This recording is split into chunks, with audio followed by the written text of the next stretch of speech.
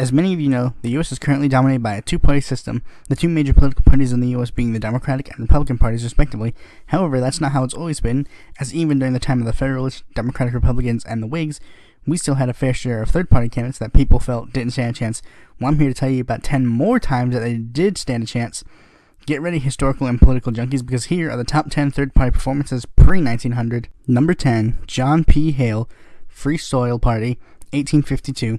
A lawyer, congressman, and senator from New Hampshire, starting out as a Democrat, he later joined and ran for the Free Soil Party, a party that he helped create.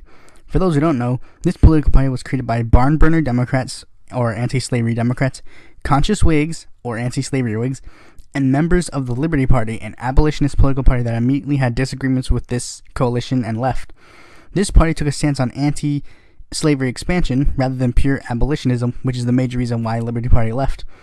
As evident in their slogan, free soil, free speech, free labor, free men, Hale, who was actually an abolitionist, managed to attain 4.93% of the popular vote.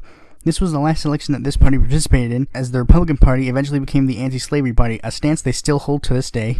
Number 9, John Floyd, Nullifier, 1832.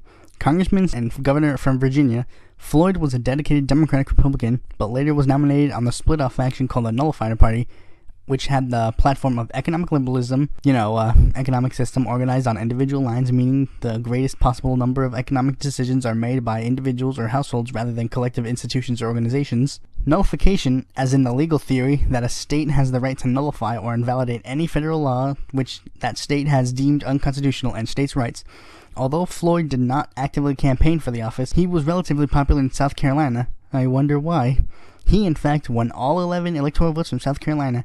However, he did not win a single popular vote, as South Carolina chose their electors via state legislature and not by popular vote.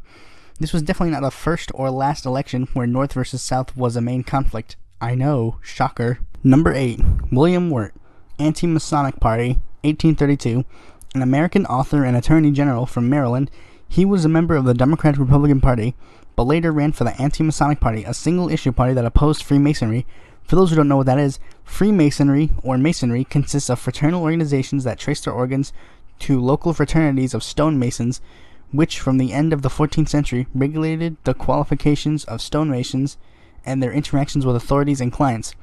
Wirt himself, who was a former Freemason, was rather reluctant to run, as he was hoping for an endorsement from the National Republican Party or the anti-Jacksonian faction of the Democratic Republican Party, and later it became the Whig Party, with historian William Vaughan writing that Wirt was possibly the most reluctant and most unwilling presidential candidate ever nominated in the American Party. He managed to receive 7.8% of the popular vote and 7 electoral votes, i.e. all of the electoral votes from the state of Vermont. Number 7, Martin Van Buren, Free Soil, 1848. Attorney General, Governor, and Senator of New York, Secretary of State, 8th Vice President, and 8th President, and one of the founders of the Democratic Party. Buren was known for having the ability to unite the anti-slavery barn burners and conservative hunker factions of the party. Buren, after failing to get re-elected in 1840 and failing to get the Democratic nomination in 1844 due to his opposition to the annexation of Texas, was becoming increasingly abolitionist. He decided in 1848 to join the other barn burners and create a new political party, the previously mentioned Free Soil Party, and he quickly became their nominee. Van Buren managed to get 10.1% of the popular vote and no electoral votes. He eventually went back to the Democratic Party, endorsed Franklin Pierce, James Buchanan, and Stephen Douglas, but then later expressed views that were pro-Union and pro-Lincoln. Number 6, James B. Weaver, Greenback/People's Party/Populists, 1880-1892. James B. Weaver, a congressman from Iowa representing the Greenback Party, a political party which had a platform of democratic socialism, currency reform, and labor rights, he ran for the president under the Greenback Party, gaining 3.35% of the popular vote. However, while he did not gain much traction then, he got significantly more traction with the rise of the People's Party, better known as the Populist Party, a left-wing political party that had the platform of bimetallism, agrarianism, and of course populism. I'll talk more about it in the future. All you need to know is that Weaver was significantly popular amongst farmers in the South and worker unions of the North, and it shows considering he got 8.5% of the popular vote and 22 electoral votes.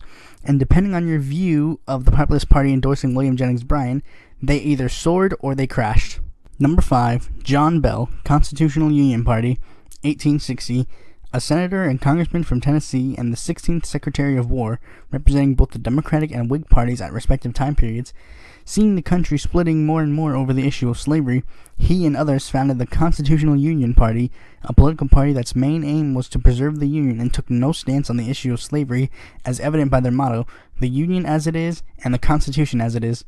Yes, because, as we all know, doing nothing on the issue of slavery helped so much. By the end of the election, he managed to attain 12.6% of the popular vote and 39 electoral votes, which placed him third in the Electoral College but fourth in the popular vote. Number 4, John C. Breckinridge, Southern Democrats, 1860, a congressman from Kentucky and the 14th Vice President of the United States. Breckinridge was reluctant to run for president at first due to the unpopularity of James Buchanan, but chose to run when Stephen Douglas, a moderate on the issue of slavery, pushed Southern Democratic delegates to walk out of the convention and form their own political party called the Southern Democratic Party. This party took a staunch pro-slavery stance, one of 5 opinions held at the time. Breckinridge was endorsed by a lot of prominent individuals, including President Buchanan and Mississippi Senator and future President of the Confederate States of America, Jefferson Davis. Breckinridge got 18.1% of the popular vote and 72 electoral votes, which placed him second in the Electoral College and third in the popular vote. Number 3, Millard Fillmore, Native American / Know Nothing Party, 1856. A former congressman from New York, 12th Vice President, and 13th President of the United States representing the Whig Party, he later ran for another term under the Native American or Know Nothing Party, a nativist political party formed on the platform of American nationalism, anti-Catholicism, and right-wing populism. The party never saw much success outside of Congress, as evident by the fact that their only other presidential candidate, Jacob Broome, only got 2,566 votes. Though Millard wasn't even a nativist and was never consulted by the party, as at the time he was out of the country when he received the nomination, accepted it, and by the end of the election managed to accumulate 21.6% of the popular vote and 8 electoral votes. Number 2, Horace Greeley, Liberal Republican Party, 1872, founder and editor of the New York Tribune and New York congressman from 1848 to 1849 representing the Whig Party. Greeley ran for the newly formed Liberal Republican Party, a party that opposed the Radical Republicans and the renomination of Ulysses S. Grant. A couple interesting facts about Greeley's campaign are as follows. 1, he was also endorsed by the Democratic Party as they saw him to be the only chance to beat Ulysses S. Grant. And 2, he died before the Electoral College could even vote for him. So even though he got 43.8% of the popular vote and was slated to receive 66 electoral votes, only 3 electors bothered voting for him, as there was no point, and the rest of them decided to vote for other candidates as follows. 42 of his electors chose to vote for Thomas A. Hendricks of the Democratic Party, governor, senator, and congressman from Indiana and future vice president. 18 of his electors chose to vote for Benjamin G. Brown of the Liberal Republican Party, senator and governor of Missouri and Greeley's vice presidential candidate.